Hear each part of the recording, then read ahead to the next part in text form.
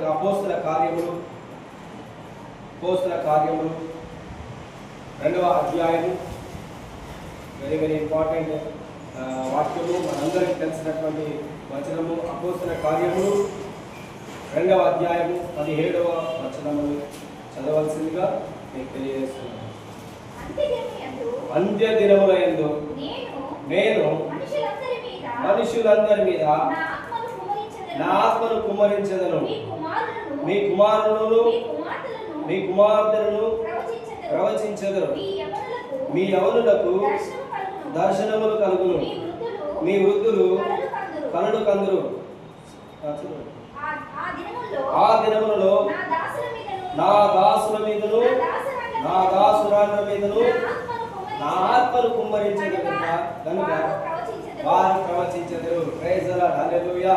దేవునికి మహిమ కలుగును గాక. ఈ యొక్క వాక్యములో నుండి ఈరోజు మనము దేవుని యొక్క వాక్యములోకి వెళ్దాము. చూడండి, దేవుని యొక్క వాక్యంలో పరిశుద్ధాత్మ దేవుడు మనందరితో చెప్తున్నటువంటి ఇంపార్టెంట్ వర్డ్ ఏంటిదంటే, ఇన్ ద లాస్ట్ డేస్, అంత్య దినముల యందు, చివరి దినముల యందు దేవుడు అంటున్నాడు, నా ఆత్మని మనుషులందరి మీద, సమస్త మనుషుల మీద నేను కుమ్మరిస్తాను అంటున్నాడు. నేను అంటున్నాను, ఇది చివరి దినములు, లాస్ట్ డేస్. అప్పుడు యేసు, ఇది ఎవరు చెప్తున్నటువంటి మాట? పేతురు 12 మందిలో నిలిచి చెప్తున్నటువంటి మాట. ఏమంటున్నాడు? ఇది యోవేలు ప్రవచించినటువంటి ప్రవచనము. యోవేలు ఎప్పుడో ప్రవచించిండు. ఆ ప్రవచించినటువంటి ప్రవచనంని పేతురు ఆ మాట ఎరిగిన వాడై ఆయన చెప్తున్నాడు. ఏమంటున్నాడు? ఇదిగో మనుషులందరి మీద, నీ మీద, నా మీద, మీ మీద, మనందరి మీద దేవుడు తన యొక్క ఆత్మను కుమ్మరించడానికి దేవుడిని ఇష్టపడుతున్నాడు. ఇది దేవుని యొక్క కార్యము. నీకు ఇష్టం ఉన్నదా లేదా అనేది పక్కన పెడితే, దేవుడు నిన్ను ఎలా ఉండాలని కోరుకుంటున్నాడంటే, ఫస్ట్ ఆఫ్ ఆల్ ఆయన నిన్ను తన యొక్క ఆత్మతో నింపాలనుకుంటున్నాడు. దేవుడే స్వయంగా నిన్ను నా ఆత్మతో నిన్ను నింపుతానంటున్నాడు. మనుషుల మీద అంటే నేను మనుషులమై ఉన్నాను కనుక దేవుడు మనందరి మీద తన ఆత్మను కుమ్మరిస్తానంటున్నాడు. కారణం ఏంటిది? ఆయన యొక్క ఆత్మను కుమ్మరించడానికి, దేవుడు ఏం చెప్తున్నాడు అంటే, ఇదిగో చివరి దినములలో అందరూ కుమారులు కుమార్తెలు దేవుడే చాలా స్పష్టంగా చెప్తున్నాడు. కుమారులు కుమార్తెలు అంటే మన పిల్లలందరూ కూడా ఏం చేస్తారు? మన పిల్లలందరూ కూడా ప్రవచిస్తారంటున్నాడు దేవుడు. మన పిల్లలు, మీ పిల్లలు, మన పిల్లలు, దేవుని యొక్క ఆత్మ కలిగినటువంటి ప్రతి వ్యక్తి కూడా ఏం చేస్తారంటున్నాడు? ప్రవచిస్తారు. దేవుని యొక్క ఆత్మ కలిగిన వాళ్ళు మాత్రమే. వేరే ఆత్మతోటి ఎవరు ప్రవచించినా అది దయ్యముల యొక్క ఆత్మ ఉన్నది. అండర్స్టాండ్? అర్థమవుతుందా? వేరే ఆత్మతో ఎవరు ప్రవచించినా, దేవుని యొక్క ఆత్మ కాకుండా వేరే ఎవరు ప్రవచించినా అది దయ్యముల యొక్క ఆత్మ ఉన్నది. దేవుని యొక్క ఆత్మ మాత్రమే మనల్ని సరైన విధానంలో నడిపిస్తుంది. కానీ దేవుని యొక్క ఆత్మ కాకుండా వేరే ఎవరు ప్రవచించినా అది దయ్యం యొక్క ప్రవచనం. కనుక మీరు ఎప్పుడు కూడా దయ్యముల ప్రవచనములను మీరు నమ్మకూడదు. బైబిల్ గ్రంథంలో చాలా మంది మనం చూస్తాము ప్రవచించేటటువంటి వాళ్ళు. చాలా మంది అబద్ధ ప్రవక్తలు ఉన్నారని దేవుని యొక్క వాక్యంలో దేవుడే చాలా స్పష్టంగా చెబుతున్నాడు. మనం కనుక గమనించినట్లయితే, సౌలు తన యొక్క దుర్దశలో ఆయనకి దేవుని యొక్క వాక్కు రావట్లేదు. ఏం రావట్లేదు? దేవుని యొక్క వాక్యం రావట్లేదు. కారణం ఏంటిదంటే, అతడు యుద్ధానికి పోవాలి. యుద్ధానికి పోవడానికి అతడు దేవుని యొక్క వాక్యమును వెతుకుతున్నాడు. అదేవిధంగా మన యొక్క జీవితంలో చాలా పోరాటములు ఉంటాయి, చాలా యుద్ధములు ఉంటాయి. ఆ యుద్ధంలో నువ్వు దేవుని యొక్క వాక్యమును మాత్రమే వెతకాలి. సౌలు కూడా దేవుని యొక్క వాక్యం నిమిత్తమై వెతుకుతున్నాడు. కానీ సౌలు చేసినటువంటి తప్పు ఏంటిది అంటే, దేవునికి విరోధంగా నడుచుకోవటం వలన దేవుడు ఆయనకు ఒక వాక్యం కూడా, ఒక మాట కూడా ఆయనతో మాట్లాడట్లేడు. దేవుడు మాట్లాడట్లేడు. పశ్చాత్తాప పడినట్లయితే దేవుడు ఆయనతో మాట్లాడేవాడేమో కానీ తన యొక్క హృదయ కాఠిన్యమును బట్టి దేవుని యొద్దకు వెళ్ళకుండా అతడు ఎక్కడికి వెళ్ళిండు? సోద చెప్పేటటువంటి ఒక మంత్రగతి దగ్గరికి వెళ్ళిండు. కన్న పిశాచి దగ్గరికి వెళ్ళిండు. ఎవరి దగ్గరికి వెళ్ళిండు? కర్ణ పిశాచి దగ్గరికి వెళ్ళిండు. కనుక దేవుని యొక్క వాక్యం ఏమున్నది? కర్ణ పిశాచం కలిగిన వాళ్ళు ఉన్నారు, అలాంటి వారిని బ్రతకనియకూడదని దేవుడు చెప్తున్నాడు. అలాంటి వారిని ఏం చేయకూడదంట? కర్ణ పిశాచం కలిగినటువంటి వ్యక్తులని, సోద చెప్పేటటువంటి వారిని, శకునములను చూసేటటువంటి వ్యక్తులని మీరేం చేయకూడదు? బ్రతకనీయకూడదు. ఏం చేయకూడదు? బ్రతకనీయకూడదని దేవుడు చాలా స్పష్టంగా చెప్తున్నాడు. కానీ దేవుడు ఏమంటున్నాడు? మీ అందరి మీద నా ఆత్మను కుమ్మరిస్తాను. ఎవరి మీద? అందరి మీద. దేవుని యొక్క ఆత్మ అందరి మీద దిగి వచ్చి ఉన్నప్పుడు దేవుడు వారితో మాట్లాడతాడు, వారి ద్వారా మాట్లాడతాడు. సో దేవుని యొక్క ఆత్మ మన మీదకి ఎలా వస్తుంది?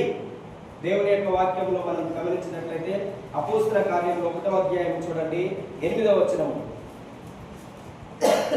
8వ వచనం. అయినను పరిశుద్ధాత్మ మీ మీదికి వచ్చినప్పుడు మీరు శక్తి నొందగరు. కనుక మీరు యెరూషలేములోను యూదయ సమరయ దేశముల యందంతటను భూదిగంతముల వరకు నాకు సాక్షులయ్యుందని వారితో చెప్పాను. Praise Lord. దేవునికి మహిమ కలుగును. చూడండి, దేవుడు ఏమంటున్నాడు? ఫస్ట్ నీకు శక్తి కావాలని కోరుకోవద్దు. చాలా మంది పవర్ నాకు శక్తి కావాలి, నాకు శక్తి కావాలని అడుగుతారు. ఫస్ట్ ఆఫ్ ఆల్ దేవుడు ఏమంటున్నాడు? నీకు శక్తి రాదు. దేవుడిని చాలా మంది ఏం చేస్తారు? ఇంప్రెస్ అవుతారు. ఇప్పుడు ప్రవచించడం వలన ఆ ప్రవచనం నాకు కావాలని కోరుకుంటాం, లేదంటే భాషలు మాట్లాడడం వల్ల ఆ భాషల యొక్క శక్తి నాకు కావాలని కోరుకుంటాం, లేదంటే నేను భాషలో అర్థం చెప్తే ఆ భాషల యొక్క అర్థం మాత్రమే కావాలని కోరుకుంటాము. దానితోనే మనము సంతోషిస్తుంటాము. అది కానీ దేవుడు ఏమంటున్నాడంటే ద సోర్స్, ఎక్కడి నుంచి అది వస్తున్నది? ఆ పవర్ కాదు నీకు కావాల్సింది, ఆ యొక్క సోర్స్ నీకు కావాలి. మనమందరికి ఇక్కడ పవర్ ఉంది, కరెంట్ పవర్ ఉన్నది. కానీ పవర్ మనకు రావడానికి ఎక్కడో అక్కడ జనరేట్ అవుతున్నది. ఆ సోర్స్ ఎక్కడో ఉన్నది. దేవుడు కూడా ఏమంటున్నాడంటే అంత్య దినములలో అందరూ కూడా ప్రవచిస్తారు, కుమారులు కుమార్తెలు. లేడీస్ అని స్పెషల్గా దేవుడు కూడా చెప్తున్నాడు అక్కడ. ఇంగ్లీష్లో మీరు చదివితే ఏమైనా ఉంటుంది? చదవండి ఇంగ్లీష్లో, ఒకవేళ ఉంటే ఇంగ్లీష్ బైబిల్ ఎవరి దగ్గర నేను ఉన్నా మీరు చదవండి. 2వ అధ్యాయం అపోస్తల కార్యములు 2వ అధ్యాయము 17వ వచనం చదవండి. 2వ అధ్యాయము ఎన్కేజీ 2వ అధ్యాయము 17వ వచనం. అపోస్తల acts of the apostles 2nd chapter 17th verse. 17th verse. And it shall come to pass in the last days. It shall come to pass in the last days, says the Lord, that I will pour out of my spirit. I will pour out my spirit on all flesh. On all flesh. Your sons and your daughters shall prophesy. See, your sons and your daughters. ఇక్కడ daughters గురించి దేవుడు ప్రత్యేకంగా special గా mention చేస్తున్నాడు. Sons and daughters. It shall come to pass. అది నెరవేర్చబడుతుంది, అది మీ మీదకి వస్తుంది, అది మీ మీదకి వస్తుంది అంటున్నాడు దేవుడు. ఏం చెప్తున్నాడు దేవుడు? అది మీ మీదకి వస్తుంది. ప్రత్యేకంగా దేవుడు సన్స్ అండ్ డాటర్స్, కుమారులు కుమార్తెలు. చాలా మంది ఈ రోజుల్లో కుమారులు కుమార్తెలు ఏం వెతుకుతున్నారు? పవర్. ఆ పవర్ ఉన్న దగ్గరికి అందరూ వెళ్తున్నారు. కానీ దేవుడు ఏమంటున్నాడు? Wear the power comes. ఎక్కడి నుండి ఆ శక్తి అనేది వస్తున్నది ఒక వ్యక్తిలోనికి. చాలా మంది ఏం చెప్తారు? పరిశుద్ధాత్మ యొక్క వరములను పొందుకోమని చెప్తాం, కానీ ఆ వరములు ఎక్కడి నుంచి వస్తాయి? మనకు ఇంటి కాదు అవసరమైంది. మనకేం కావాలి? పర్సన్. పవర్ అనేది ఏంటిది? ఇట్. పవర్ అనేది ఏంటిది? ఒక ఇట్ అని అంటారు ఇంగ్లీష్లో. అదే ఇంగ్లీష్లో చదవండి. 1 యాక్ట్స్ ఆఫ్ ద అపోస్టల్స్ 1:8 అదే వచనం. And you shall receive the power. but you shall receive power You shall receive power when the Holy when the Holy Spirit Spirit comes upon you. చూడండి, you shall receive the power. దేవుడే చెప్తున్నాడు. ఏం చెప్తున్నాడు? నువ్వు శక్తిని పొందుకుంటావు. ఏం చేస్తావు? నువ్వు శక్తిని పొందుకుంటావు. నువ్వు శక్తి నీ మీదకి వస్తుంది. ఎప్పుడు వస్తుంది నీ మీదకి శక్తి? ఎప్పుడైతే పరిశుద్ధాత్మ దేవుడు నీ మీదకి వస్తాడో, పరిశుద్ధాత్మ దేవుని యొక్క ఆత్మ నీ మీదకి వచ్చినప్పుడు నీకు ఇట్ అనేది, శక్తి అనేది వస్తుంది. మనకు ఈ యొక్క థర్మల్ పవర్ స్టేషన్ లేకుంటే ఈ యొక్క ఫ్యాన్ కానీ ఈ లైట్స్ కానీ వెలగవు. ఈ లైట్ మనకు వెలగదు.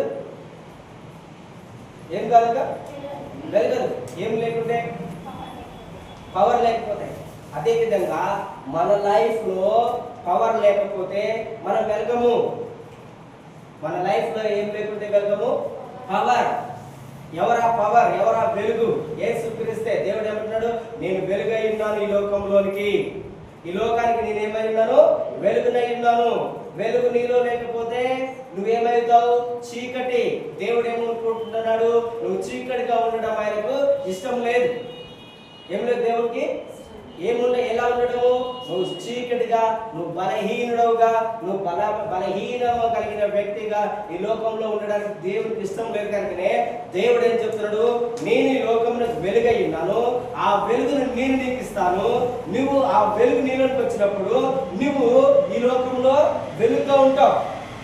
ఎలా ఉంటావు? నువ్వు ఈ లోకంలో వెలుగుగా ఉంటావు. మీరు అర్థం చేసుకోవడానికి ప్రయత్నం చేయండి. దేవుడు ఏమంటున్నాడు? ఆయనను పరిశుద్ధాత్మ, అండర్లైన్, పరిశుద్ధాత్మ నీ మీదకి వచ్చినప్పుడే ఏమొస్తుంది? మనకు శక్తి పొందుకుంటాం. ఏం పొందుకుంటాం చెప్పండి? చాలా మంది మిషనరీస్ కానీ చాలా మంది ఈ రోజులలో ఈ యొక్క పరిశుద్ధాత్మ శక్తి లేకుండా పరిచర్య చేస్తున్నారు. మంచిదే, పరిచర్య చేయడము మంచిదే. కానీ without power, without Holy Spirit, పరిశుద్ధాత్మ లేకుండా, పరిశుద్ధాత్మని దేవుని యొక్క శక్తి లేకుండా మనం కనుక పరిచర్య చేస్తే మనం ఫెయిల్ అయిపోతాం. ఏమవుతాము? ఫెయిల్ అవుతాం. చాలా మంది, అందుకనే చాలా మంది దుఃఖంలో, బాధలో ఏడవడానికి కారణం ఏంటిదంటే దేవుని యొక్క శక్తి లేకపోవడమే. చాలా మంది దేవుని యొక్క సంఘములలో, దేవుని యొక్క సేవకులు ఈ పరిశుద్ధాత్మ దేవుని యొక్క శక్తిని గురించి కానీ పరిశుద్ధాత్మ గురించి కానీ బోధిస్తలేదు. కారణం ఏంటిది? అది లేదు అని చెప్తున్నారు. ఎంత డేంజర్, ఎంత భయంకరమైనటువంటిది! పరిశుద్ధాత్మ లేడు అని చెప్పడం. పరిశుద్ధాత్మ దేవునికి విరోధంగా యేసు ప్రభు చెప్పిండు. మీరు ఈ లోకంలో ఏ తప్పు చేసినా, ఏ పాపం చేసినా ఆ పాపం అనేది మీకు క్షమించబడుతుంది. కానీ పరిశుద్ధాత్మ దేవునికి విరోధంగా మనము మాట్లాడితే ఈ యుగమునందును రాబోయే యుగమునందును మీకు ఆ పాపం అనేది క్షమించబడదు. ఎంత డేంజరస్ వర్డ్! ఎవరి నోటి నుండి వచ్చింది ఈ మాట? యేసు ప్రభు నోటి నుండి వచ్చింది. దేవుడు అంటున్నాడు, యేసు ప్రభు అంటున్నాడు, ఈ భూమి ఆకాశం గతిస్తుంది కానీ నా మాట ఎన్నడూ కూడా గతించదు. కనుక దయచేసి ఏదైనా మనకు ఒకటి అర్థం కాకపోతే దాని గురించి మనం కామెంట్ చేయకూడదు. ఏదైనా ఒక అద్భుతం జరిగితే, ఏదైనా ఒక ఆశ్చర్యకార్యం ఎవరైనా చేసినట్లయితే దాని గురించి మనం ఎప్పుడు కూడా కామెంట్ చేయకూడదు. కారణం ఏంటిదంటే దేవుని యొక్క శక్తి ద్వారా మాత్రమే, దేవుడు మాత్రమే అద్భుత కార్యములను చేయగలుగుతాడు. ఒకవేళ దేవుని యొక్క ఆత్మ లేకుండా వేరే ఏ అద్భుతం జరిగినా అది దయ్యం యొక్క కార్యము. ఫస్ట్ ఆఫ్ ఆల్ నేను మొట్టమొదటిగా చెప్పినాను, ప్రవచిస్తున్న వాళ్ళు చాలా మంది లోకంలో ఉన్నారు, అవునా కదా? కానీ దేవుని యొక్క ఆత్మ లేకుండా దయ్యముల యొక్క ఆత్మ కలిగిన వాళ్ళు, సోద చెప్పేటటువంటి వాళ్ళు కూడా ప్రవచించే వాళ్ళు ఉన్నారు ఈ లోకంలో. కనుక మీరేం చేయండి? ఏ ఆత్మ నిజమైనదో గమనించండి, ఏ ఆత్మ దేవుని యొద్ద నుంచి వస్తున్నదో గమనించండి. సౌలు మీదికి పరిశుద్ధాత్మ దేవుడు వచ్చినప్పుడు సౌలు కూడా ప్రవచించడం మొదలుపెట్టి ఉన్నాడు, అవునే కదా? సౌలు కూడా ఏమైనాడు? ప్రవచించిండు. పరిశుద్ధాత్మ నీ మీదకి వస్తుందంటే దానికి కారణం ఏంటిది? నీలో సంథింగ్ ఏదో ఆయన చేంజ్ చేయాలనుకుంటున్నాడు. ఏం చేయాలనుకుంటున్నాడు దేవుడు చెప్పండి? నీలో మార్పు తీసుకురావాలనుకుంటున్నాడు. దేవుని యొక్క వాక్యంలో ఉంటే చూడండి, మొదటి సమూయేలు 10వ అధ్యాయము 9వ వచనంలో, మొదటి సమూయేలు 10వ అధ్యాయం 9వ వచనం. మొదటి సమూయేలు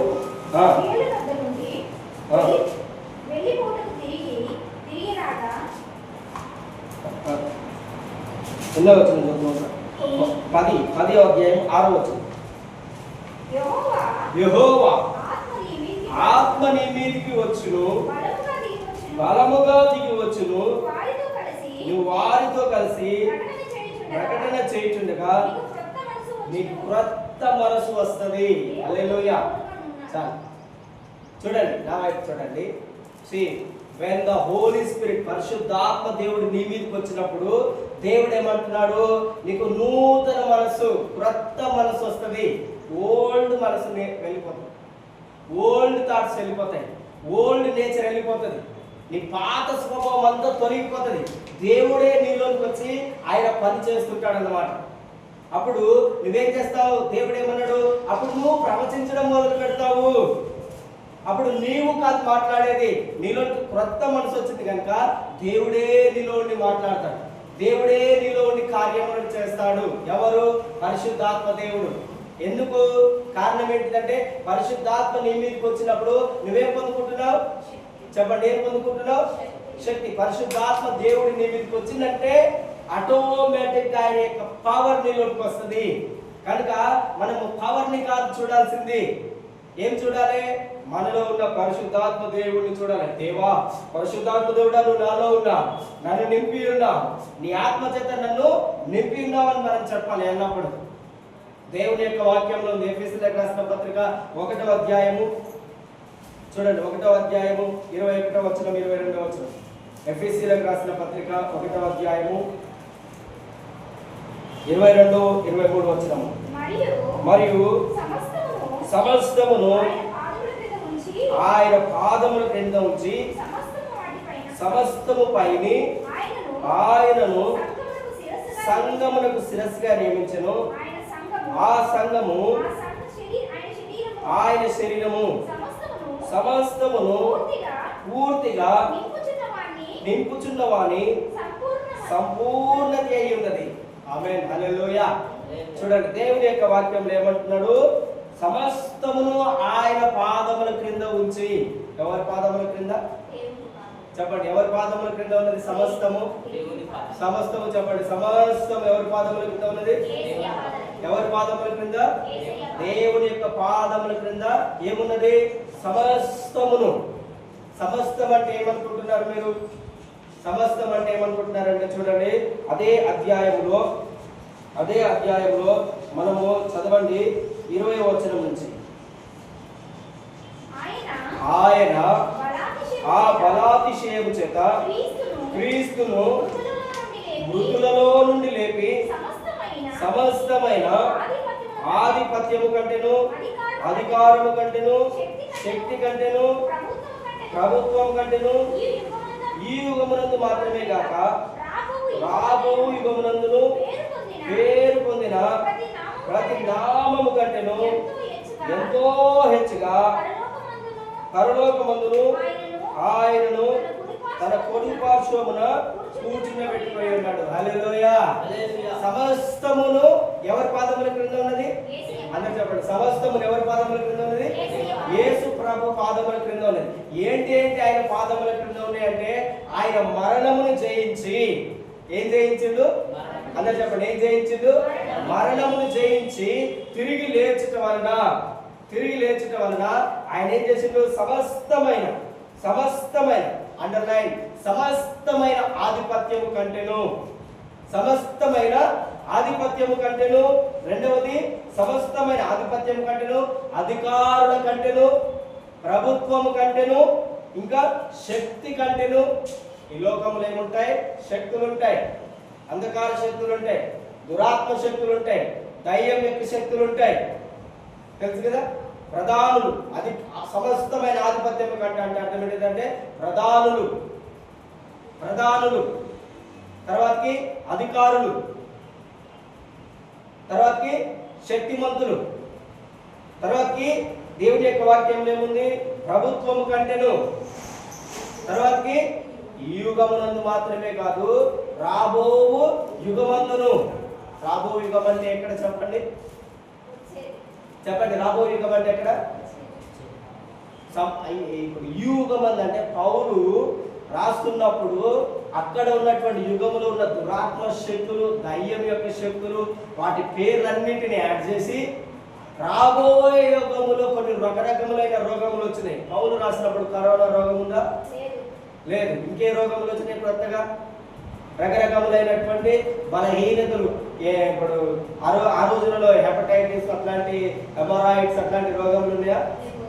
ఇప్పుడు రకరకముల పేర్లు వచ్చినాయి. రకరకముల పేర్లతో కొంతమంది ఏమై ఉన్నారు?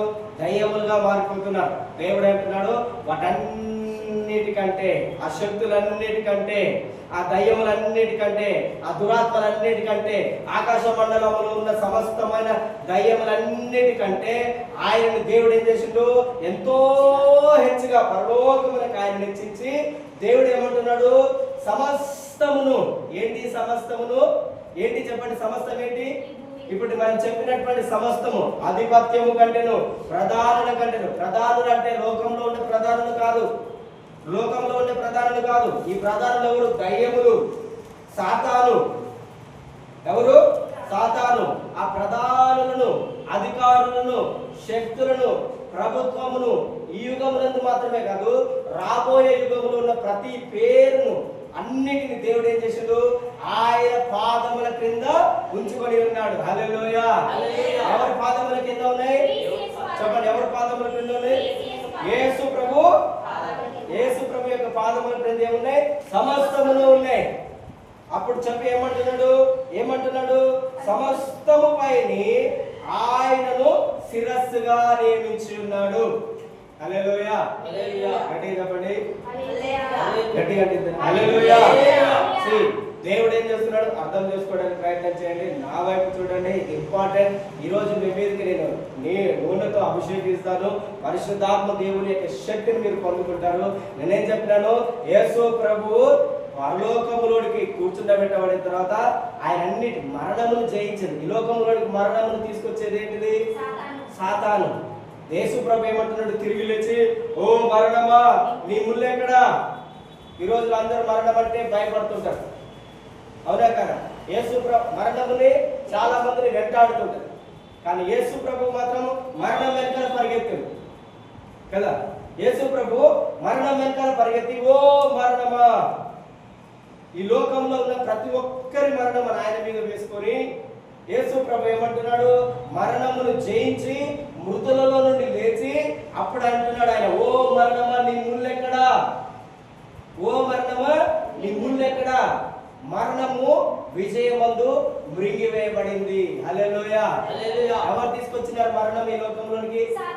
చెప్పండి, ఎవరు తీసుకొచ్చినారు? తెలుసా ఎక్కడుందో వచనము? చూడండి, రోమీయులకు రాసిన పత్రిక 5వ అధ్యాయము 12వ వచనం. మీకు చాలాసార్లు చెప్పి ఉన్నాను, మర్చిపోతున్నాను.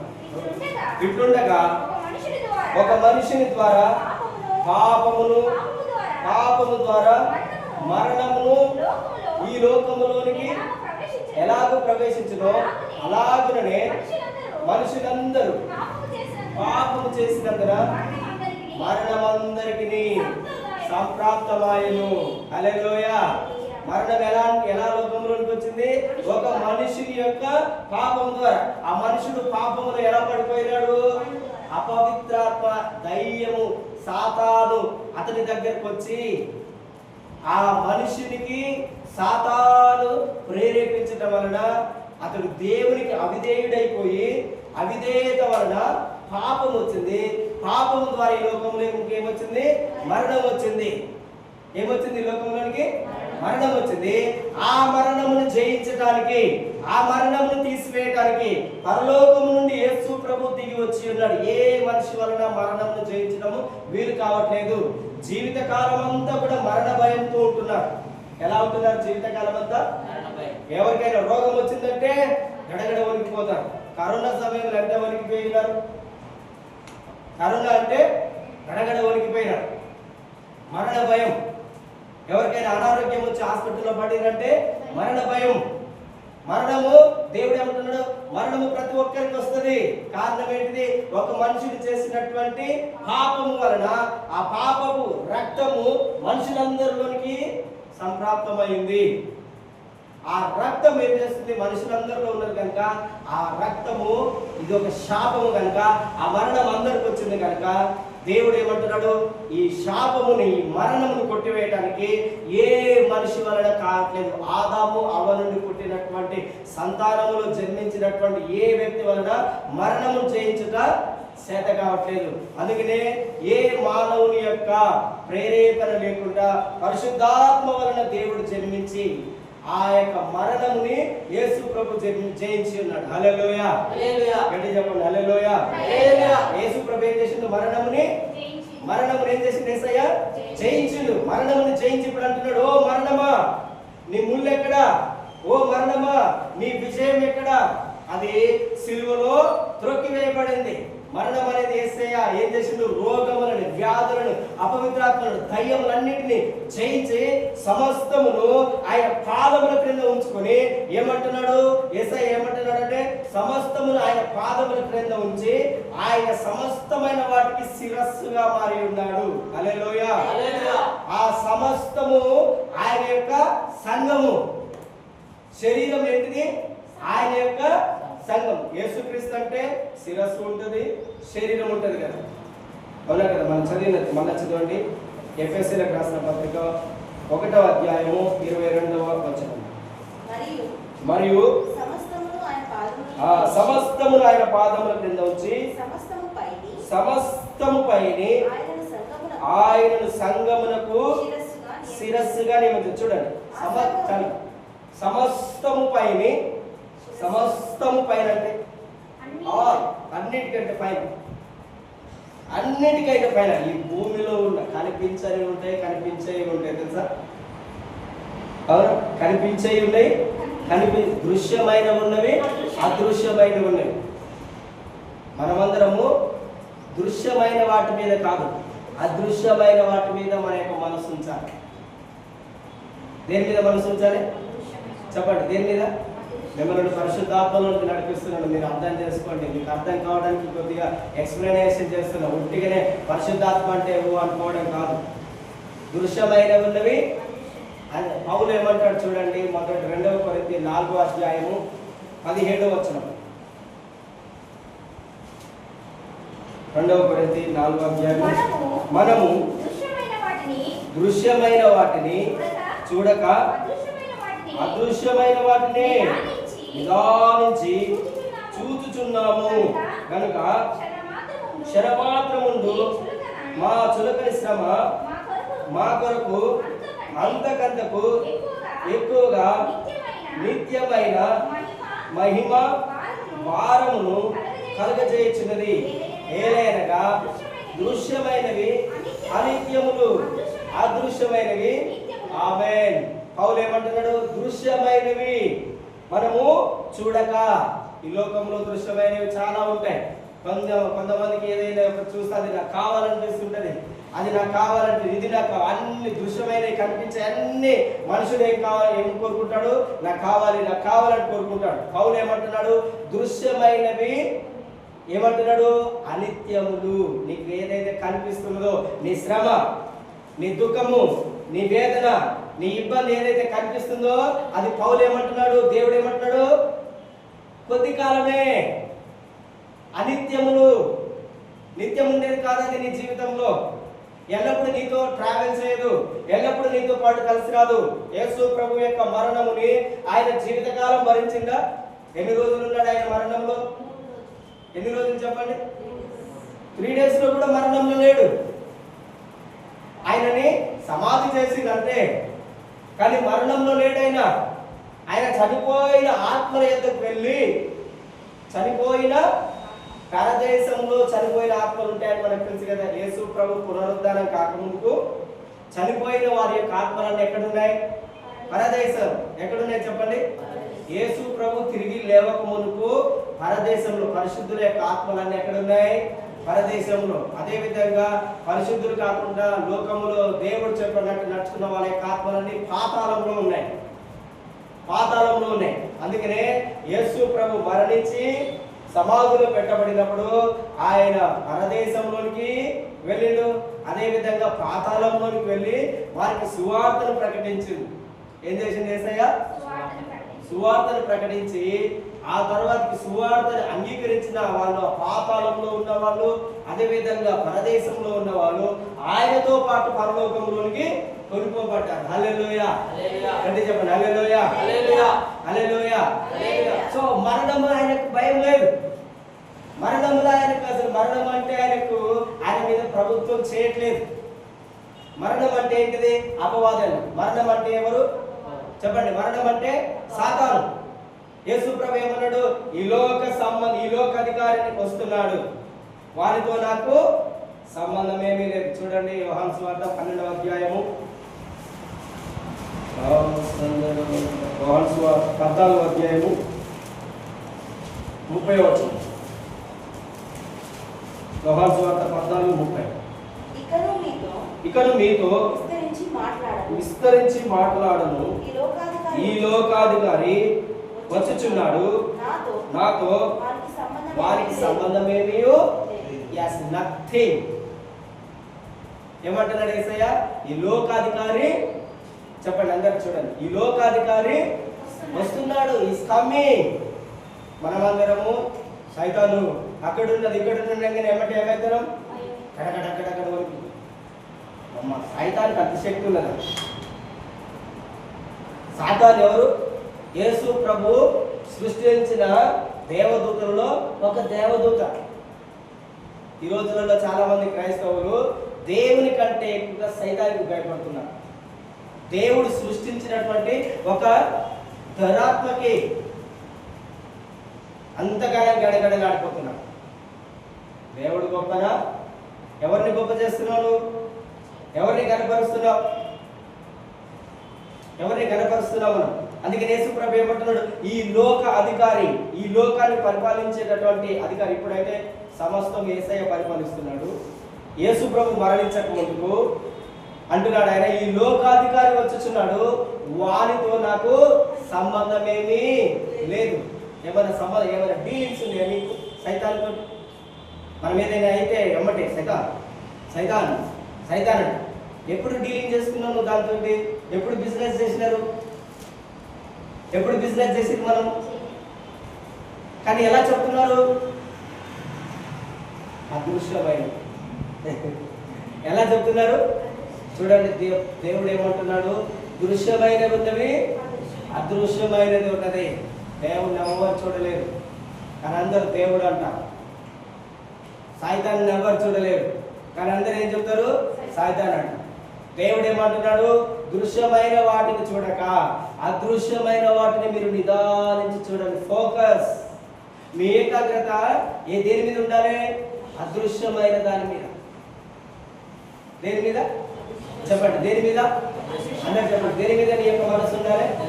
అది దృశ్యమైనవి కాదు. మీకు కనిపిస్తున్నటువంటి రోగం మీద అయ్యో ప్రభు కాదు.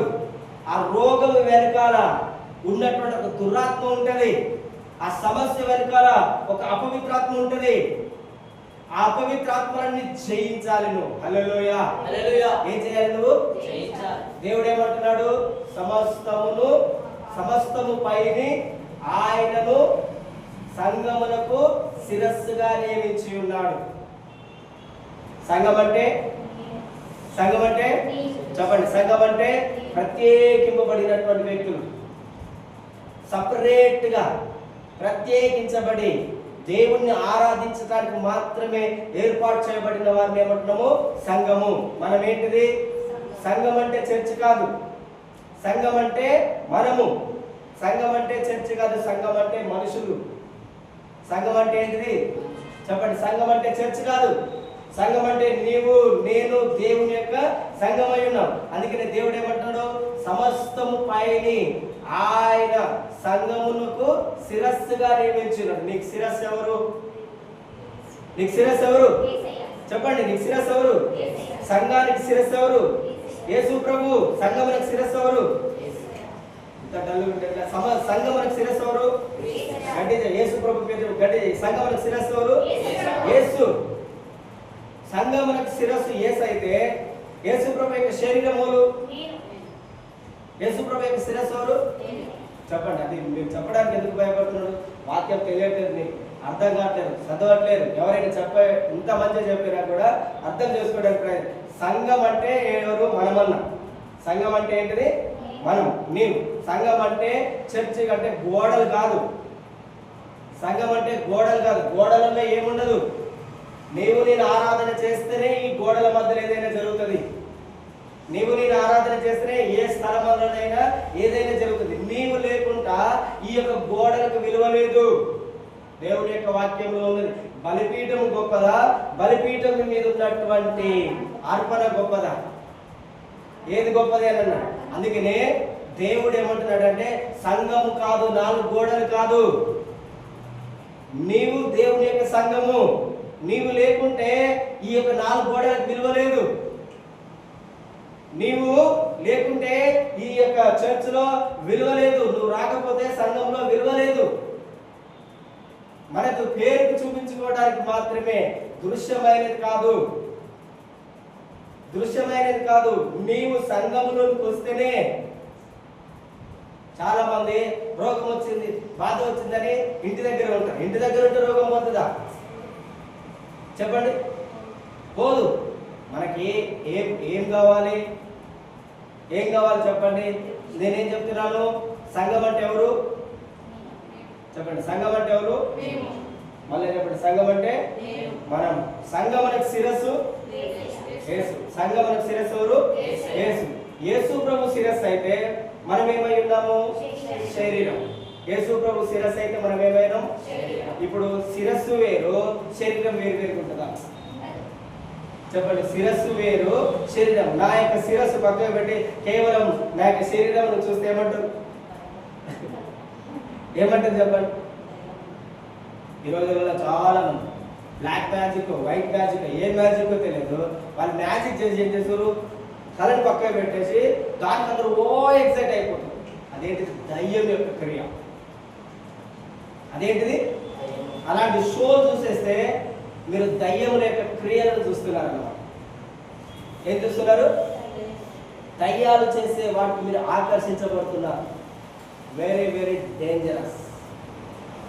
ఏం చేస్తున్నారు? వెరీ వెరీ ఆ యొక్క డీమన్స్ మనల్ని ఎంటర్టైన్ చేస్తున్నాయి, శరీరాన్ని ఎంటర్టైన్ చేస్తున్నాయి. దయ్యం ఎప్పుడు కూడా నీ శరీరాన్ని ఎంటర్టైన్ చేయటానికే, పాపము చేయటానికే నిన్ను ప్రేరేపిస్తాయి. కానీ దాని వెనుకాల ఒక డిమానిక్ ఫోర్స్ ఉంటుంది, ఒక దురాత్మ ఉంటుంది. మనకు తెలియదు. ఏమున్నా మనకు బయటికి కనిపించే ఆ పవర్ని మాత్రమే చూస్తుంటాం.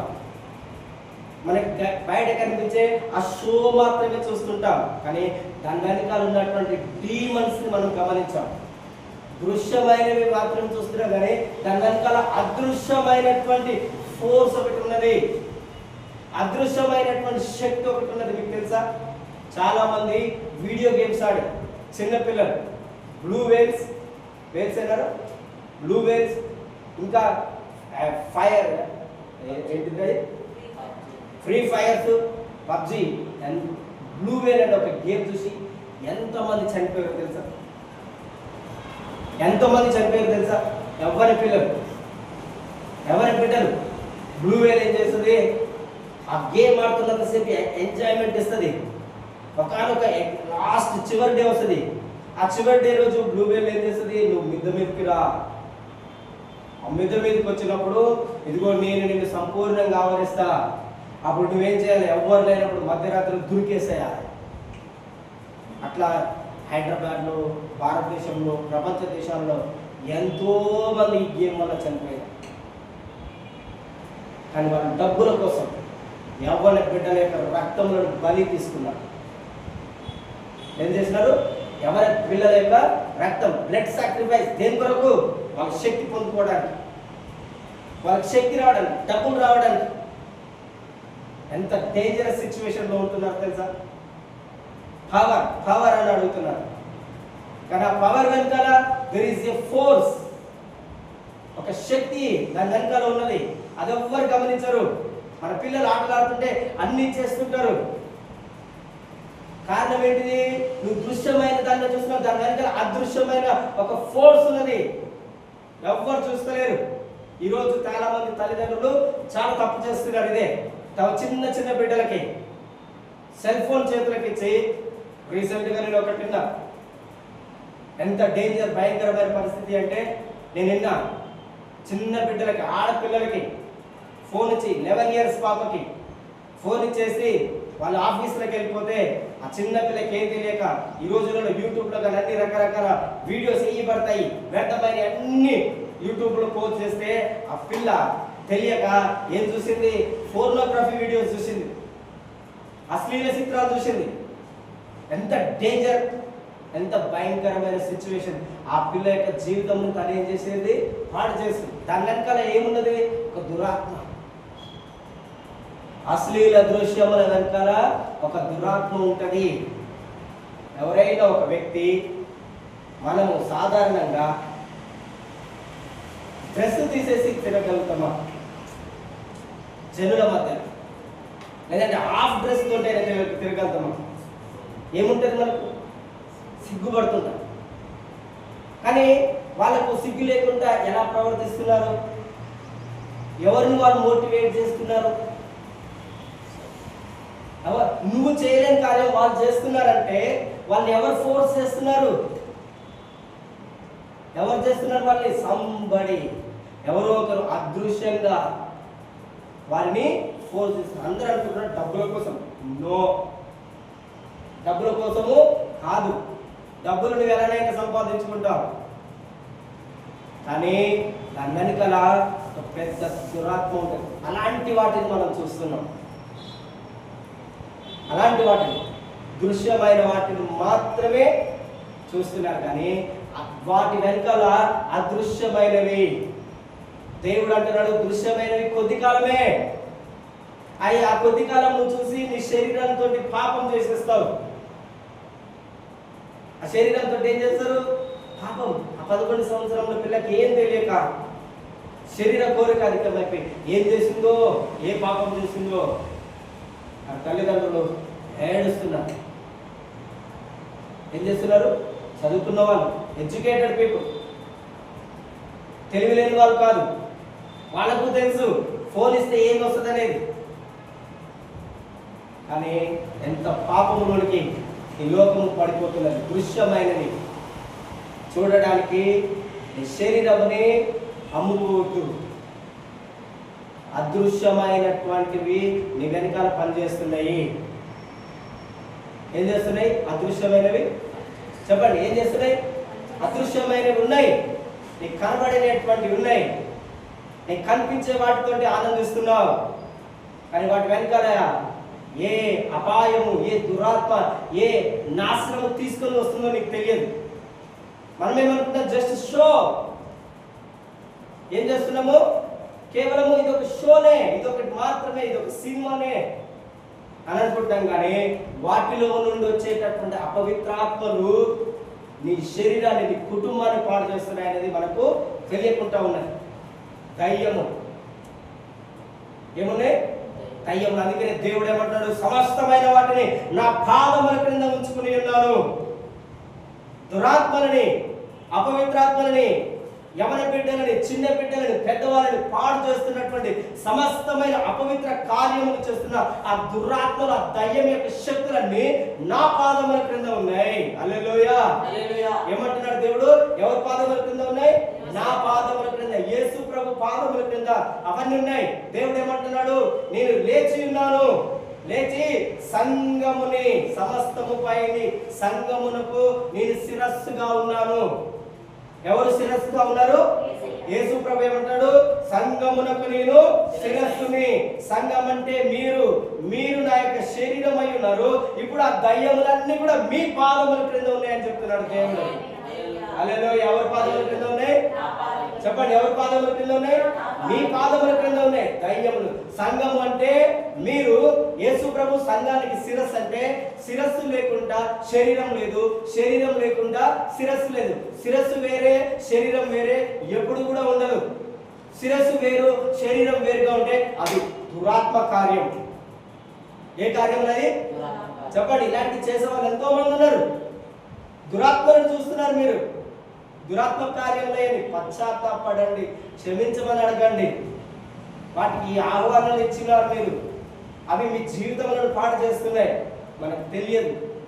మనమేమో అయ్యో అని ప్రార్థన చేస్తాం సమస్య కొరకు, కానీ ఆ సమస్య వెనకాల ఉన్న దురాత్మ ఎప్పుడు వచ్చింది, ఎక్కడ వచ్చింది, ఎలా పనిచేస్తుంది అని మనం చూడము.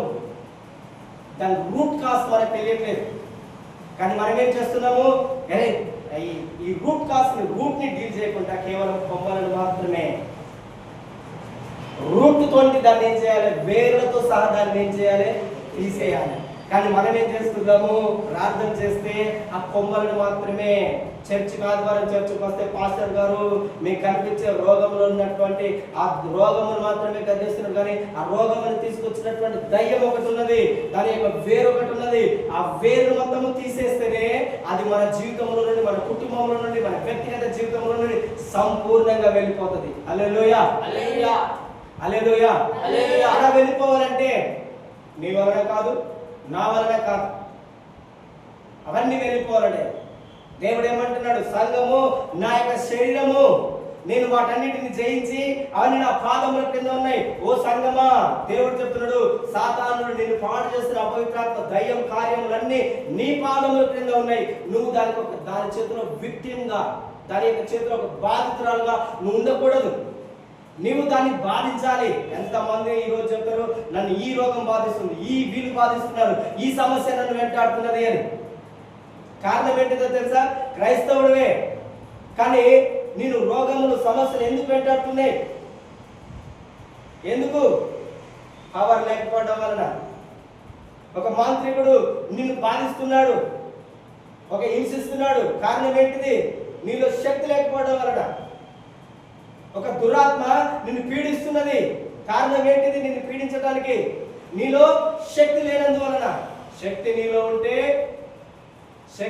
ఉంటే ఏ దురాత్మ, ఏ దయ్యము, ఏ అపవిత్రాత్మ నిన్ను ఏం చేయలేదు. కారణం దేవుడు ఏమంటున్నాడే, నువ్వు నా యొక్క శరీరం అయి ఉన్నావు, సమస్తమును నీ పాదముల కింద ఉంచి ఉన్నాను. హల్లెలూయా, హల్లెలూయా. ఆ శక్తి నీలో కనిపిస్తలేదు. నువ్వు కేవలము సంఘములో ఒక సభ్యునిగా మాత్రమే ఉంటున్నావు, కానీ ఆ సభ్యునికి ఉండాల్సినటువంటి శక్తి నీకు లేకుండా ఉన్నది.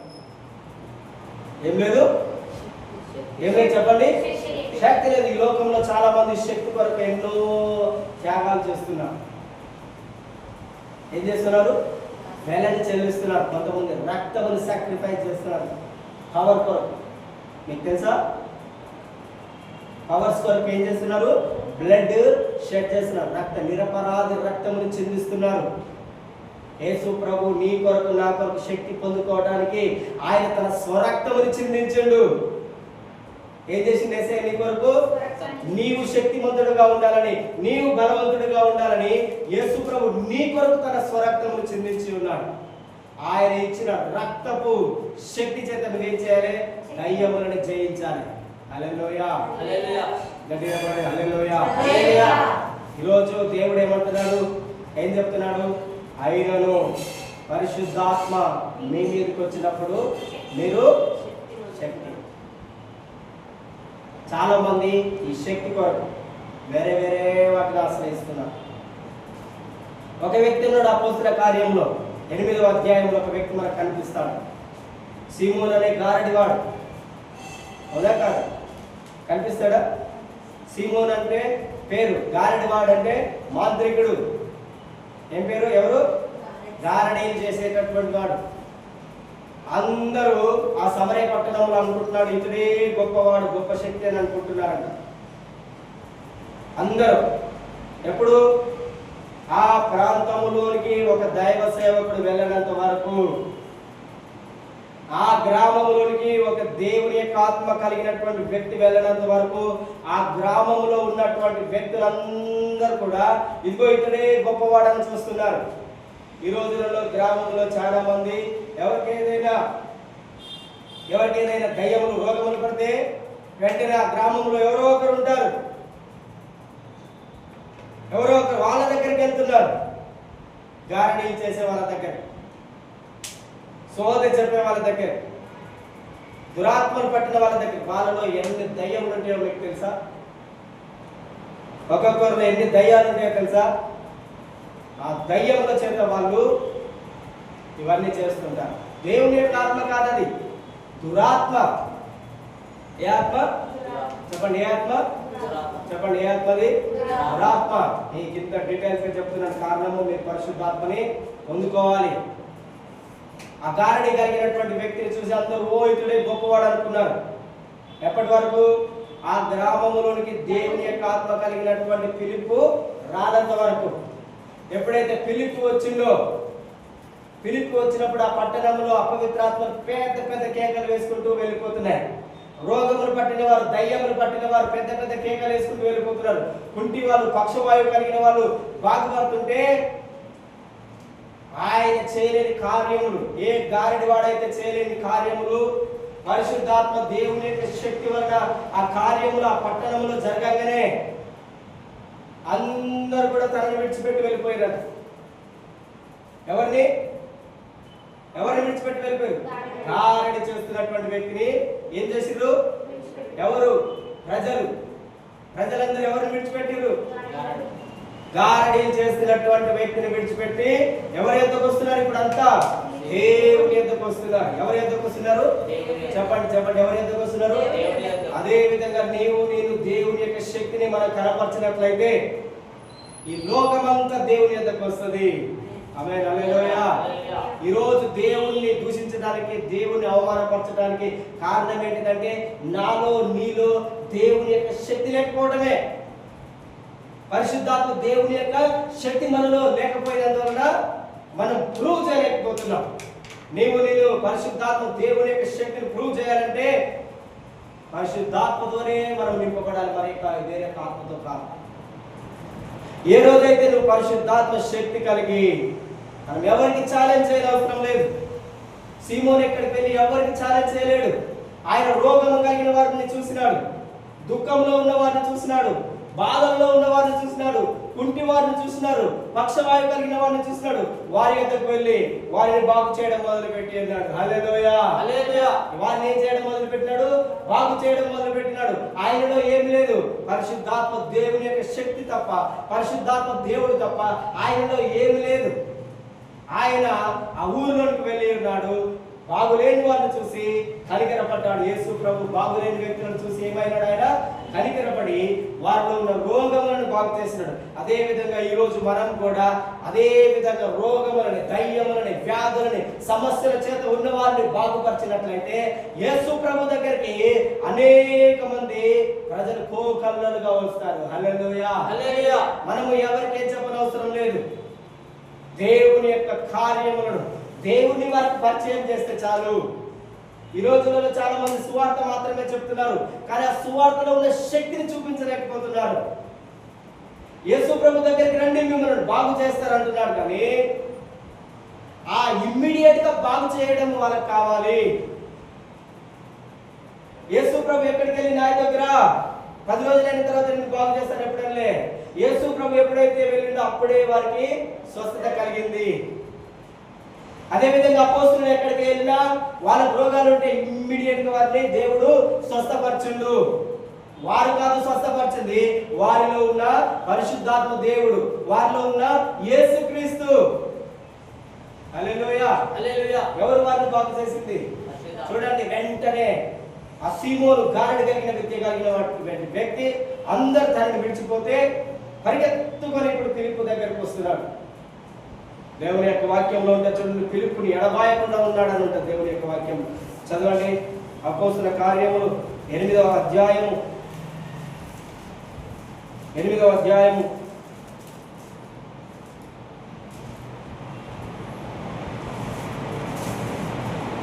13వ వచనం. అప్పుడు సీమోను కూడా నమ్మి బాప్తిసం పొంది అబ్బా ఎడబాయకుండా సూచక్రియలు గొప్ప అద్భుతములు జరుగుట చూచి భ్రాంతి నొందెను. అబ్బా ఏమేమి జరిగాయట? సూచక క్రియలు, గొప్ప అద్భుతములు. ఈ రోజు మనకు కావాల్సింది ఏంటి చెప్పండి? అందరికి చెప్పండి. మనకేం కావాలి? అందరికి చెప్పండి. ఏం కావాలి నీకు? సూచక్రియలు. ఇంకా మీ నోటితో చెప్పినప్పుడే మీ జీవితంలో సూచక్రియలు జరుగుతాయి, గొప్ప అద్భుతములు జరుగుతాయి. చెప్పండి, ఏం కావాలి? సూచక క్రియలు, గొప్ప అద్భుతములు.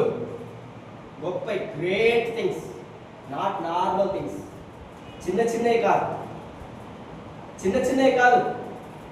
దేవుడు చేసిన కార్యములు చిన్న చిన్న కార్యములు కావవి. సాధారణమైన సూచక క్రియలు కావవి, అసాధారణమైన కార్యములు. ఎందుకంటే ఆ గారడి కలిగిన విద్య కలిగిన వాడు కూడా కొన్ని రకములైనటువంటి సూచక క్రియలు చేస్తారు. మా ఊర్లో బేగరాలు వస్తారు తెలుసా? ఎప్పుడైనా అడుక్కునేటానికి వస్తారు. వాళ్ళు ఏం చేస్తారు? నోట్లో నుండి పాములు తీస్తుంటారు, తేళ్లను తీస్తుంటారు. ఇవన్నీ ఏంటి? సూచక క్రియలే. ఇలాంటి వాటిని చూసి ఓ ఇంట్లో ఏదో ఉందో అని అనుకుంటాం. ఏముండవు, దయ్యం ఉంటాయి. ఏముంటాయి? దయ్యములు ఉంటాయి తప్ప దేవుడు ఉండడు. ఈయన కూడా ఒక గారిని కలిగినటువంటి వ్యక్తి. అలాగా కొంతమంది ఉంటారు. కొంతమంది ఏదైనా బాధ వస్తే ఆ బాధ కొద్దిగా నివారణ చేసే వాళ్ళు ఉంటారు. పైనే గాయములను కట్టే వాళ్ళని బైబిల్లో ఉంటారు. అలాంటి వాళ్ళు ఏం చేస్తారు? పైగా వారి యొక్క గాయములను తుడుస్తూ ఉంటారు. అలాంటి సూచక్రియలు ఈ యొక్క గారడి కలిగిన సీమోను కూడా చేసింది కనుక ఆయనకు సాధారణమైన సూచక్రియలు చేస్తే ఏమున్నాయి, నేను కూడా చేస్తున్నా, ఇదేముంది, నేను కూడా చేసిన అంటాడా? తెలుసా? ఎవరైనా అన్నారా? ఎవరైనా అన్నారా? Any idea? బైబిల్లో నుండి చూడండి. మోషే ఫరో దగ్గరికి వెళ్ళిండు. దేవుడు ఆయనకు కొన్ని సూచక్రియలు చెప్పిండు. నీ కట్టె పడేయగానే అది ఏమవుతుంది? అదే అద్భుతంతో ఎవరి దగ్గరికి వెళ్ళిండు? ఫరో రాజు దగ్గరికి వెళ్ళిండు. ఫరో రాజుల దగ్గర అందరు మాంత్రికులే ఉంటారు, శకునగాళ్ళు ఉన్నారని దేవుని యొక్క వాక్యంలో ఉన్నారు. వాళ్ళు జ్ఞానుల కంటే ఎక్కువగా ఎవరిని నమ్ముతారు? మాంత్రికులను నమ్ముతారు. నెబుకద్నెజర్ దగ్గర కూడా గారడి చేసే వాళ్ళు ఉన్నారు. నెబుకద్నెజర్ కళ వచ్చినప్పుడు ఫస్ట్ ఏమనుకుంటున్నాడు? ఎవరిని పిలిపించుడు? కల్దీయులు. కల్దీయులు అంటే ఎవరు? మాంత్రికులు. గారడి కలిగినటువంటి వారిని పిలిపించండి అన్నారు ఆయన కళ చెప్పడానికి. వాళ్ళందరూ ఎవరంట? కాలమును ఉపాయముగా గడిపే వాళ్ళంట. ఎలాంటి వాళ్ళు? చెప్పండి, ఎలాంటి వాళ్ళు? కాలమును ఉపాయంగా వారి యొక్క క్రియల చేత గడిపేవాళ్ళు. మోషే దేవుడు చెప్పినట్టుగా ఫరో దగ్గరికి వచ్చి నీ దేవుడు ఏం చేయగలుగుతాడు చూపించమనగానే ఆయన కట్ట తీసి కిందగానే ఏమైంది? పామైంది. ఓ ఇదేనా? ఇదే మన పెద్ద అద్భుతమా? కాబట్టి కొట్టిండు. ఆయన దగ్గర ఉన్న మాంత్రికులు అందరూ వచ్చారు. మీరు కూడా 10 మంది ఏం చేసారు? కట్టెల కింద అది కూడా ఏమైంది? ఏమైంది? మీకు తెలుసా? మాంత్రికులు అనేవాళ్ళు పాములను తేళ్లను కూడా చేసి చాలా మందిని చంపేస్తారు. You know that? బైబిల్లో ఉన్నది. మంత్రపు కట్టు లేక పాము కరిచిన ఎడల ప్రసంగిలో ఉంటుంది. మంత్రపు కట్టు లేకుండా 7వ అధ్యాయం చూడండి. ప్రసంగి 7వ అధ్యాయం వెరీ వెరీ ఇంపార్టెంట్. మీకు ఏదో తెలియాలి.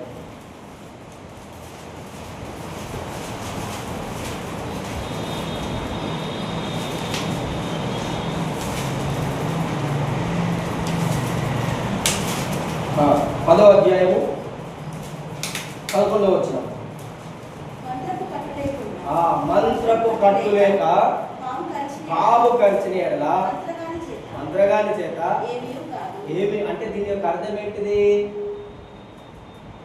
మాంత్రికులు చేయకుండా పాములు, సహజమైన పాములు ఉంటాయి కదా, ఆ సహజమైనటువంటి పాము వచ్చి ఎవరైనా కరిస్తే ఆ మాంత్రికుడు వచ్చి ఏం చేసినా కూడా ఆ మంత్రగాని కట్టు వల్ల ఏది కాదు అంటున్నాడు.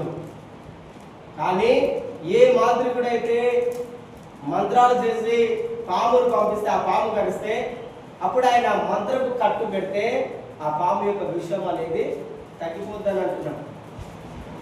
అర్థమైందా? సో అందుకనే గారడీలు చేసే వాళ్ళు ఉన్నారు కనుక గారడి కలిగినటువంటి ఈ సీమోను ఫిలిప్పును ఎందుకు ఎడబాయకుండా ఉన్నాడు? ఎందుకు ఎడబాయకుండా ఉన్నాడంటే చిన్న చిన్న అయితే ఆయనను మార్చేది కాదది. చిన్న చిన్న అద్భుతాలు అయితే ఆయన మార్చు. కారణం ఏంటంటే చిన్న చిన్న నేను కూడా చేసి ఉన్నాను. ఇదేమైనా గొప్పదా? మోసే సర్పానికి ఏం చేస్తే మాంత్రికులు కూడా సర్పానికి. ఇదేమైనా గొప్పదా?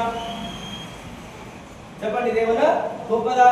అందుకనే ఆయన మనసు మారడానికి యేసు ప్రభు సూచక క్రియలను గొప్ప అద్భుతములను ఆయన చేసి ఉన్నాడు. ఈ రోజు మన దేశములు, మన గ్రామములు, మన పట్టణములు మారాలంటే సాధారణమైన సూచక క్రియలు కాదు, దేవుని యొక్క శక్తి, అసాధారణమైన శక్తి, దేవుని యొక్క వాక్యంలో కొలత లేనటువంటి ఆత్మను దేవుడు మనకు అనుగ్రహించి ఉన్నాడు. Unlimited spirit. ఏ స్పిరిట్? చెప్పండి, ఏ స్పిరిట్ దేవుడు మనకు అనుగ్రహించి ఉన్నాడు? నీకు ఏ స్పిరిట్ ఉన్నది? చెప్పండి, ఏ స్పిరిట్, ఏ ఆత్మ నీలో ఉన్నది? కొలత లేనటువంటి ఏ ఆత్మ నీలో ఉన్నది? చెప్పండి, ఏ ఆత్మ నీలో ఉన్నది? కొలత లేనటువంటి ఆత్మ.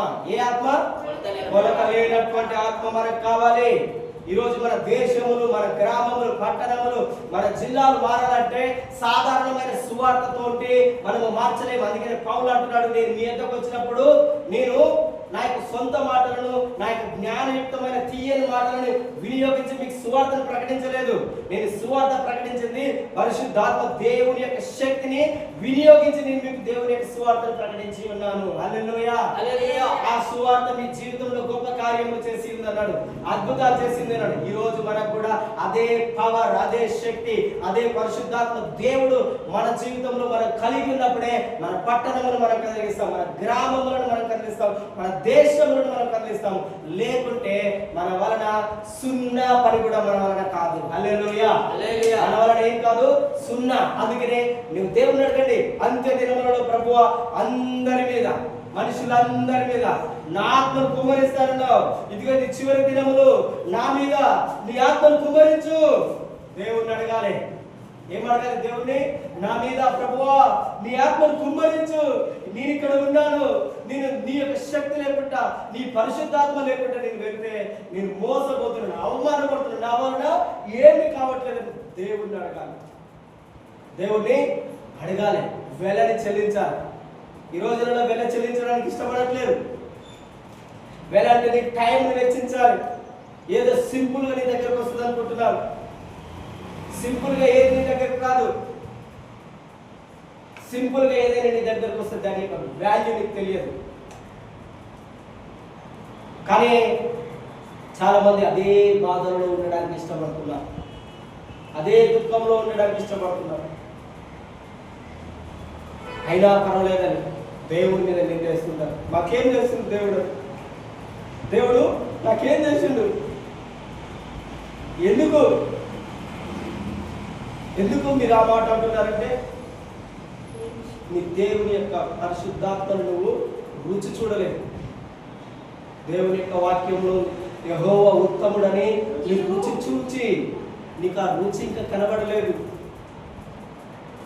ఆ ఇష్టము నీకు దేవుని మీద ఇంకా రాలే, ఆ ప్రేమ ఇంకా నీలోనికి రాలేదు. అందుకనే ఈ వ్యర్థమైన మాటలు మాట్లాడుతున్నాను, పనికి మాలిన మాటలను దేవుని యొక్క వాక్యంలో ఉంది. మనుషులు పనికి మాలిన మాటలు, వ్యర్థమైన మాటలు పడుతున్నారు. దేవుడినే నిందిస్తున్నావు అంటే ఎంత అపాయకరమైన స్థితిలో ఉంది. ఒక్కసారి నువ్వు ఆలోచించుకో. దేవుణ్ణి కాదని నువ్వు ఎక్కడికి పోయినా ఎక్కడైనా నీకు మేలు జరిగినట్టుందా?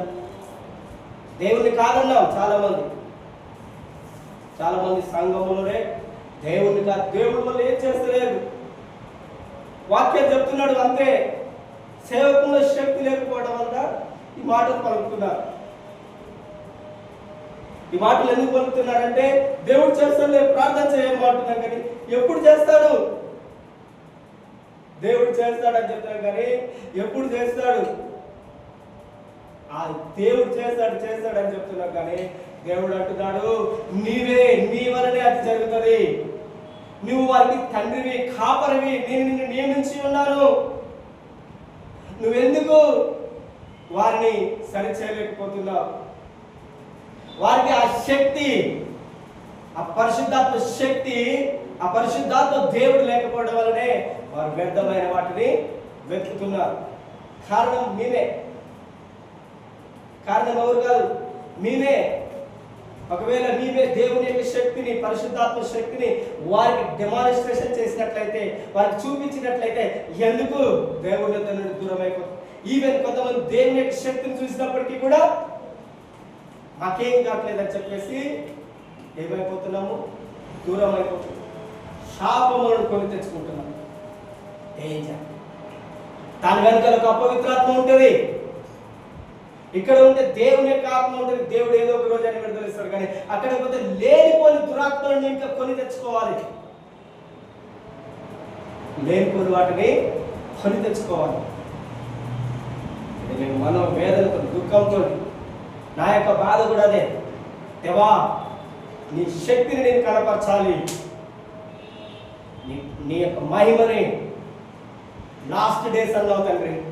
ఇవి అంత్య దినములు. ఇవే దినములు, ఇవి అంత్య దినములు. నీ దేవుని యొక్క శక్తి లేకుండా మనం ఏం చేయలేం. నథింగ్. కేవలము వీడియోస్ ముందర వరలడం తప్ప, సంఘంలో మీ ఎదుట వరలడం తప్పితే ఏ ఉపయోగం ఉండదు. Without Holy Spirit, without the presence of the Lord, దేవుని యొక్క సన్నిధి లేకుండా, దేవుడు లేకుండా ఏం చేస్తుంది? ఉపయోగం లేదు, నిరుపయోగమే. ఏంటిది? నిరుపయోగంగా ఉన్నాం మేము కూడా మీకు. కానీ ఈరోజు మీరైనా అడగండి, ఆయన మా సేవకుల్లో అలాంటి శక్తి లేకపోయినట్లయితే మాకైనా పరిశుద్ధాత్మ శక్తిని దయచేయి. మా సేవకుడు మాకు సహాయం చేయలేకపోతున్నాడు. దేవా, నువ్వు సహాయం చేయవా?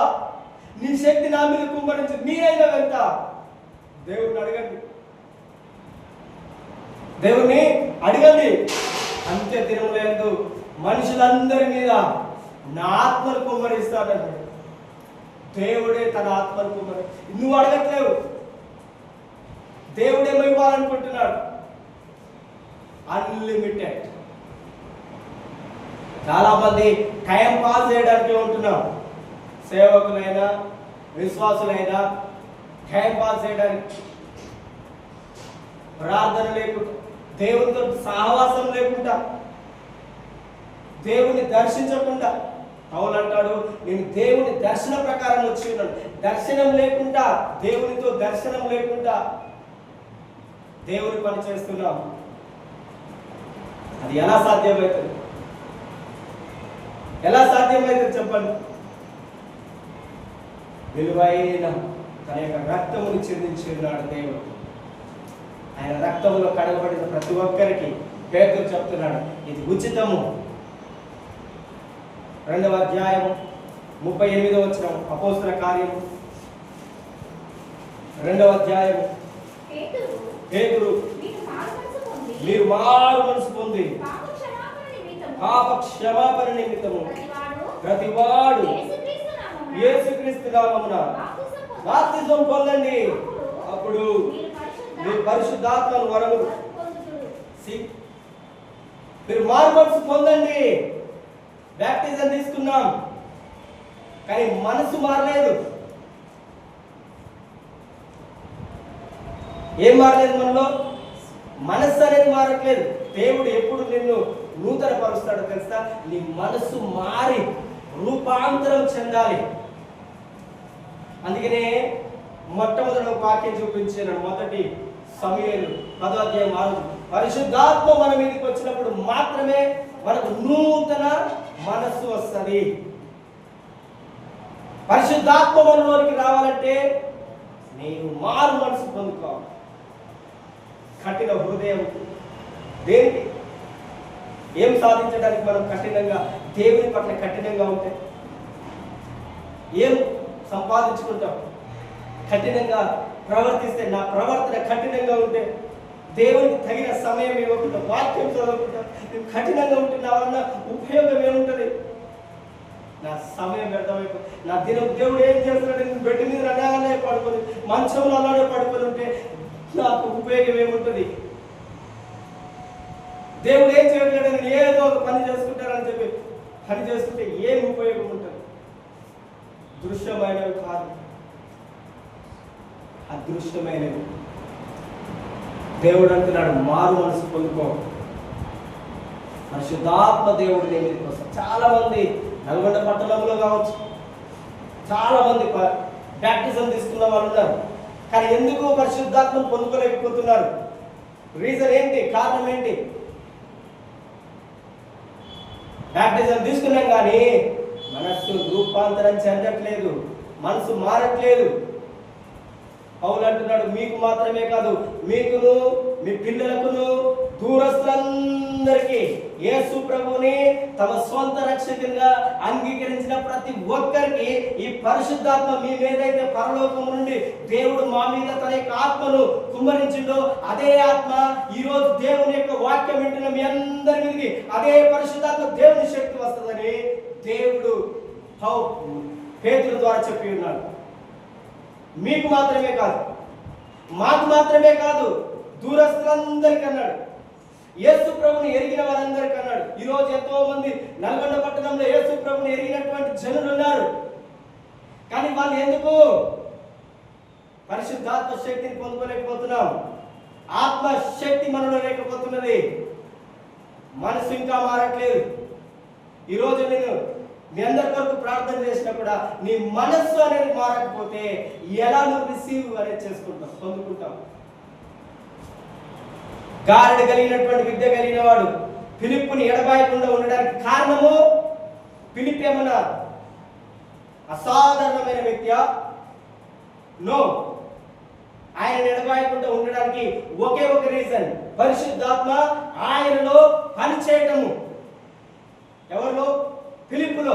ఈరోజు నీ జీవితంలో, నీ కుటుంబంలో పరిశుద్ధాత్మ దేవుడు కనుక పని చేసినట్లయితే నీ మిత్రులు, నీ బంధువులు, నిన్ను చూస్తున్న నీ వ్యక్తులు, రక్త సంబంధికులు అందరూ కూడా పరిగెత్తుకుంటూ దేవుని యొద్దకు వస్తారు. హల్లెలూయా. ఎప్పుడు వస్తారు? నువ్వు దేవుని యొక్క శక్తిని కనపరచాలి.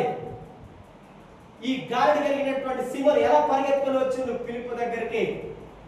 సూచక్రియలు, అద్భుతాలు, మహత్కార్యాలు, గొప్ప సూచక్రియలు దేవుడు చేసి ఉన్నాడు ఆయన ద్వారా. ఈరోజు నువ్వు నేను అడగాలి, ప్రభువా నేను ఇక్కడ ఉన్నాను, మా గ్రామములు నశించిపోతున్నాయి, మా పట్టణములు నశించిపోతున్నాయి, నా వలన ఏం కాలేకపోతున్నది, ఇదిగో నన్ను నీ ఆత్మ చేత నింపండి, నువ్వు నీ ఆత్మను కుమ్మరిస్తాను నీ వాగ్దానం చేసి ఉన్నావు. ఇది అంత్య దినములు, చివరి దినములు. మనుషులందరూ సోమరిపోతులు అయిపోతున్నారు. ఏ రాయంలా నేను ఇక్కడ ఉన్నాను తండ్రి, నా మీద నీ ఆత్మని కుమ్మరించు, నీ ఆత్మ చేత నిన్ను నడిపించబడాలి. ఇది నీ యొక్క హృదయ వేదన అయితే ఈ రోజులలో చాలా మంది డబ్బులు డబ్బులు డబ్బులు అని సంపాదించుకోవడం పనికే సమయం అంతా వృధా చేస్తున్నారు. దేవుని కొరకు ఒక్క రోజు ఖర్చు చేసే వ్యక్తులు లేరు. దేవుని కొరకు ఒక్క దినం ఖర్చు పెట్టేటట్టు వ్యక్తి లేరు. అందరూ ప్రతి దినము, ఈవెన్ సండే కూడా దేవుని చర్చికి రావడానికి బాధ. దేవుని కొరకు ఖర్చు చేయట్లేదు. కానీ దేవుడు మాత్రం నిన్ను అన్ని విషయంలో సేవించాలి. ఎలా? ఒక్కసారి అయినా పరిశుద్ధాత్మ మనసు మార్చుకొని, దేవా నేను ఇక్కడ ఉన్నాను, నశించిపోతున్న వాళ్ళకు, నా సొంత అవసరతల కొరకు కాదు, దేవుని యొక్క వాక్యంలో ఉన్నది పరిశుద్ధాత్మ దేని కొరకనే. ఎందుకు నువ్వు పరిశుద్ధాత్మను పొందుకుని ఒక వచనం చూపించి నేను ముగిస్తాను. 1 కొరింథీ 12వ అధ్యాయము 8వ వచనం. ఎలాగనగా 7వ వచనం చూడు. ఆయనను అందరి ప్రయోజనం కొరకు ప్రతి వారికి ఆత్మ ప్రత్యక్షత అనుగ్రహం. ప్రతి వారికి, అండర్లైన్, ప్రతి వారికి, ఒక్కరికి ఇద్దరికి కాదు, దేవుని యొక్క సేవకులకు మాత్రమే కాదు, అందరి ప్రయోజనం కొరకు. దేవుని యొక్క సేవకులు మీరు వెళ్తున్న ప్రతి పట్టణంలోకి వెళ్ళలేరు. యేసు ప్రభు కూడా తాను వెళ్ళలేని పట్టణములకు ముందుగానే దేవుని యొక్క తన యొక్క శిష్యులని పంపించి ఉన్నాడు. నేను కూడా మిమ్మల్ని శిష్యులనిగా చేయాలనుకుంటున్నాను. ఆమేన్. హల్లెలూయా. నేను కూడా మిమ్మల్ని దేవుని యొక్క శిష్యులనిగా చేయాలనుకుంటున్నాడు. దేవుని యొక్క వాక్యం ఆయనను అందరి ప్రయోజనం, అండర్లైన్ చేసిన అందరి ప్రయోజనం. ఎందుకు? నీకు పరిశుద్ధాత్మ నువ్వు బాగుపడడానికి మాత్రమే కాదు, అందరి ప్రయోజనం కొరకు. ఏమంటున్నాడు దేవుడు? అందరి ప్రయోజనం కొరకు ప్రతి వారికి, ఎవ్రీవన్, ప్రతి వారికి దేవుడు నాకేమి ఇవ్వట్లేడని చెప్పడానికి వీల్లేదు. ప్రతి వారికి అంటున్నాడు దేవుడు. ఎవ్రీవన్ ఎవరైతే ఆయన యందు నమ్మకం ఉంచుతారో, ఎవరైతే దేవుని యందు విశ్వాసం ఉంచుతారో ప్రతి వారికి ఆయన ఏమిస్తున్నాడు? ఆత్మని. దేని కొరకు ఆయన ఆత్మలను అనుగ్రహిస్తున్నాడు? అందరి, చెప్పండి, దేని కొరకు? ఎవరి కొరకు? అందరి ప్రయోజనం. సంఘంలో ఉన్న వారందరి కొరకు, దేశంలో ఉన్న వారందరి కొరకు, మన గ్రామంలో, పట్టణంలో ఉన్న ప్రతి ఒక్కరి ప్రయోజనం కొరకు మాత్రమే దేవుడు నీకు తన యొక్క ఆత్మను ఇవ్వాలనుకుంటున్నాడు. నీ ప్రయోజనం కొరకు కాదు, నేనేదో షో చేయడానికి కాదు, నేనే హైలైట్ మ్యాన్, నేనే హీరోని చూపించడానికి కాదు. ఇక్కడ దేవుడు అందరికీ తన ఆత్మను అనుగ్రహించేది అందరి ప్రయోజనం కొరకు. నువ్వు ప్రార్థన చేసినా అందరి ప్రయోజనం కొరకు ప్రార్థన చేయాలి. ఇక్కడ దేవుడు అడగండి, ప్రభువా ఇక్కడ నేనున్నాను తండ్రి, నన్ను నీ ఆత్మ చేత నింపు. ఈరోజు నువ్వు ఇదే మాట అడిగినట్లయితే, మనసు మార్చుకొని అడిగినట్లయితే 100% నువ్వు పరిశుద్ధాత్మ శక్తిని పొందుకుంటావు. ఈ యొక్క విశ్వాసంతో మనమందరము ప్రార్థన చేద్దాము. ఇప్పుడు